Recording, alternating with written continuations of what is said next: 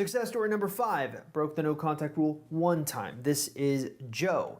Now I say, okay, so what happens? I already know a little bit, spoiler, because she had this huge write-up on the Facebook group. So how long did you make it through no contact? She says 41 days. I say, okay, that's still pretty a lot. So what caused you to break no contact early? She says, it was because, you know how I told you that did I tell you I started seeing a counselor? Technically, that one is really close to completing the full 45 days, but she still broke it.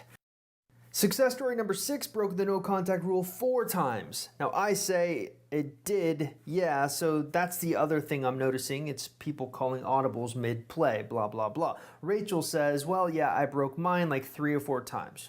Success story number 7, broke the no contact rule 1 time. This is from Laura. Yeah, so I'd say like if it happened in kind of the first month of me like starting the program, maybe even the first 2 months of sorting out, I'd probably been a mess about it. But I think it just got to a point where I was like, well, I don't need you. I was just looking first to sort things out, and if it wasn't going to be sorted out, then that's fine. And that does help. And I think that's the point that I got to in September. And that's why the second no contact rule works so well for me, because I wasn't bothered anymore. Success story number 8 says they broke the no contact rule 3 times. This is Becca. And so the first week I wanted to say I started no contact at the beginning of April, the first week of April, and I broke no contact probably 2 or 3 times in the first week. So yeah.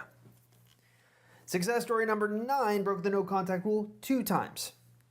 Yeah, and it gave me a really safe place to really vent, to go to focus and redirect. She's talking about our community, if you were interested. Especially because, you know, during the no contact or the limited no contact with my first partner, I failed it like twice in the first month, and I had to start for a 3rd time very seriously. And then finally, success story number 10, broke the no contact rule 1 time. This is Lauren. I asked, did you fail no contact at all when you tried it? Lauren says, yes, I failed it 3 days in. All right, so let's come up with the real failure numbers here. So 10 success stories, which I just read out to you and you probably found extremely boring, admitted that they broke the no contact rule. When you average it all together, that puts the average number right around 2.1 times. So this means that it's probably safe for you to break the no contact rule about 2 times before it starts losing an extreme amount of effectiveness. I want this number to scare you, because the truth is the number doesn't lie. And the one big thing about my approach to the ex-boyfriend recovery process is the emotional control that you're bringing to the table.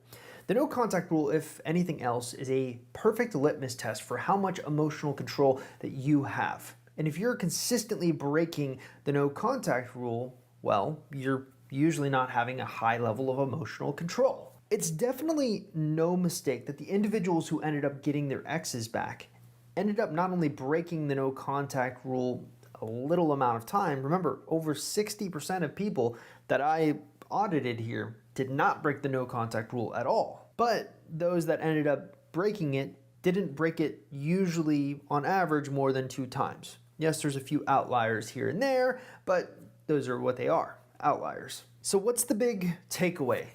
Well, the big takeaway is emotional control is one of the most important things that you need if you are going through a breakup. So yeah, the next time that you're thinking of breaking the no contact rule when you know you're not supposed to break it, I actually want you to come back to this video and watch the entire thing.